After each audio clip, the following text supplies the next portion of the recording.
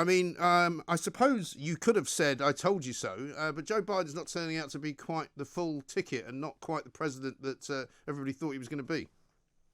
No, it seems like he was just the guy to stop Trump. And as we said a year ago in the run up to the election, he has increasingly gone left in his voting record over the past 50 years. And now he's becoming a darling of the progressives.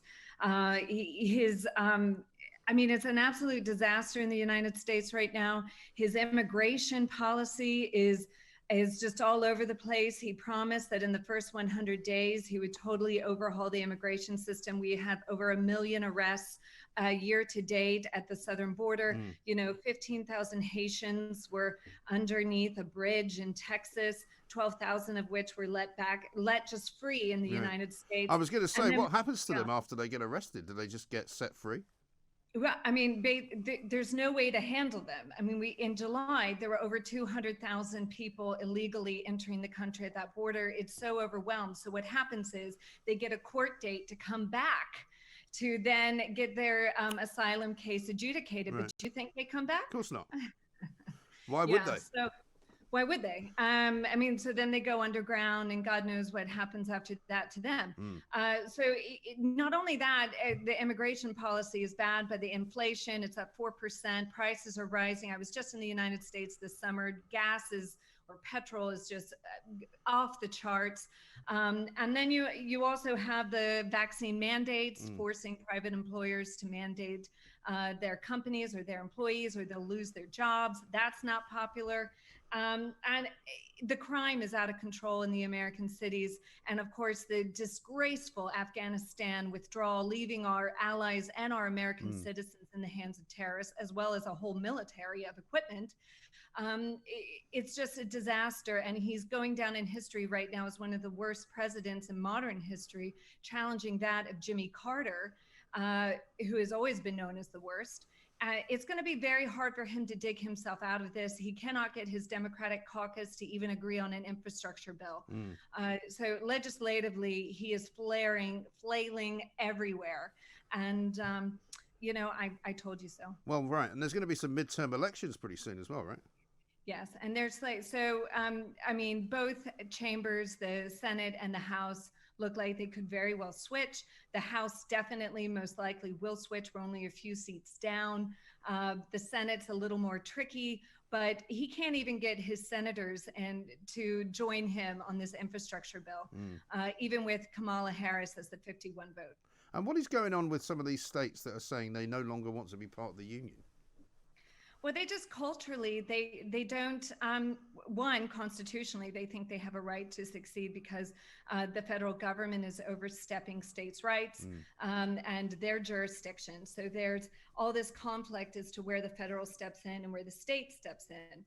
And culturally, the federal government right now is just throwing down the throats of American citizens, this identity politics, critical race theory type attitude, and that doesn't reflect the views of most Americans throughout the country. So, states are going, no, we need to defend our citizens and the views of them locally. Yes. Well, I've been surprised actually by quite a lot of the, the willingness, I suppose, of some Americans to just go along with doing what they're told. Because, as I say to many people, I lived there for 10 years and I've got family there.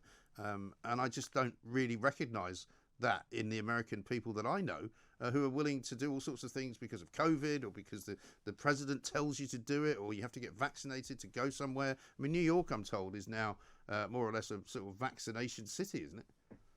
Oh, yeah. I mean, you can't go anywhere without a QR code.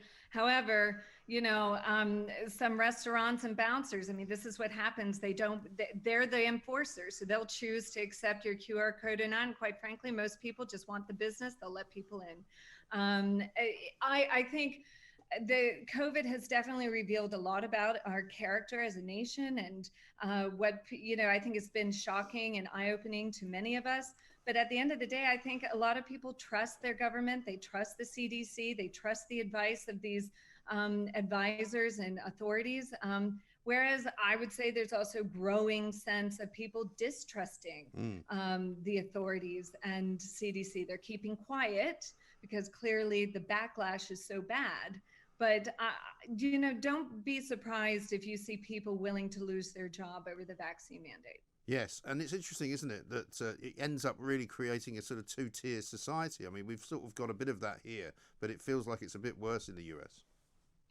Yeah, I mean, Americans are a bit more passionate, or you wear your heart on your sleeve a little bit more. So I think passions are always kind of more inflamed in America than Britain. I think just culturally, that's kind of who we are. But, you know, some areas are more that way than others. You know, I was in Virginia and North Carolina over the break, over August. And, you know, I didn't talk about COVID or think about COVID for a week in North Carolina. You Right. know, people just kind of get on with their life, and you didn't see masks, Mm. but you step into a grocery store in Maryland, which, although it's Republican governor, very Democratic, very liberal, Yeah.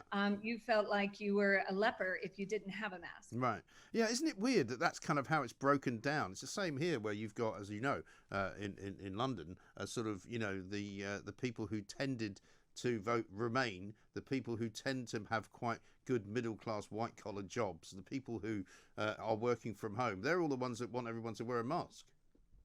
Yeah, well, they trust the elites, so remember, and they also bought into the fear, Project Fear, with the Brexit argument. You know, maybe they're more likely to be motivated by fear rather than Brexiteers who want to take the risk and Yeah. live their life. You Well, just know, be individuals as well. yeah, just be individuals, individual freedom. I think, you know, what was interesting about the Brexit campaign is that the corporates were the ones who wanted to remain, but the Mm. entrepreneurs, those who took individual risk Yeah. and also got the reward for taking those risks, wanted to leave. Mm. And so it's a totally different mentality of how you evaluate risk. Yeah, absolutely right. And as far as Biden goes, do you think he lasts the term? I mean, it's almost unlikely now that he's going to get a second term, but do you think he will finish out the first one?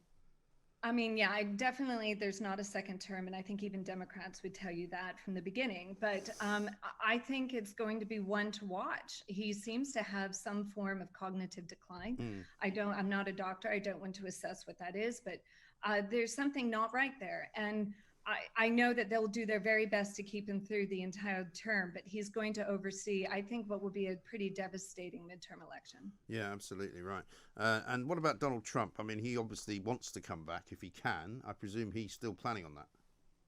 Yeah, I mean, I think he likes to keep his name in the mixing bowl. I think he likes keeping, he wants to be in the press and the media, and he wants to keep people guessing. I don't think we'll know until the very last minute with him, but my gut says that he does not enter the fray. Okay, well, that's interesting, Sarah. Thank you very much indeed.